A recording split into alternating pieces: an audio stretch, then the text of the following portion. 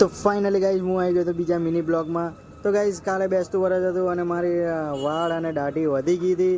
તો અત્યારે હાલ હું જઈ રહ્યો હતો દાઢીને વાળ કપાવવા. તો હજી એકવાર હું મારું થોબડું જોઈ લઉં છું કે વાળને દાઢી કેમની કરાવવાની છે. જોઈ શકો છો તમે.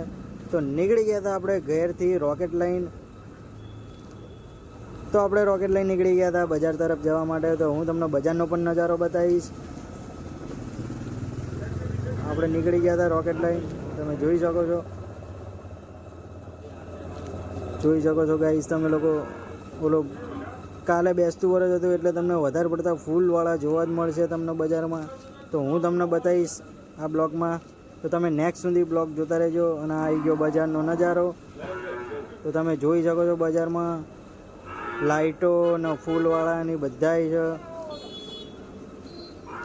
તો હજી એકવાર હું તમને નજારો બતાવીશ ગાઈસ. જોઈ શકો છો તમે કે લાઇટો ને એવું કેટલું બધું લગાવી નાખ્યું છે અમને. બધી બાજુમાં લાઇટો ને એવું લગાવી નાખ્યું છે. તો ફાઇનલી ગાઈસ હલટા ટુલટા ને આપણે પહોંચી ગયા હતા વિશાલ હેર કટિંગવાળાને ત્યાં.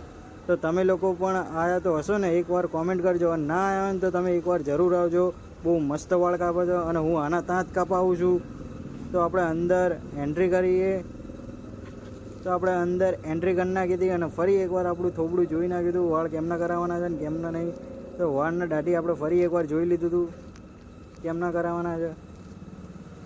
તો સાઈડમાંથી કપાવવાના હોય, આ બધી કપાવવાના જોઈ લઈએ. તો ગાઈઝ એમના આજ ગરાગી હતી તો આનો બ્લોગ આવશે. નેક્સ્ટ સુધી જોતા રહેજો.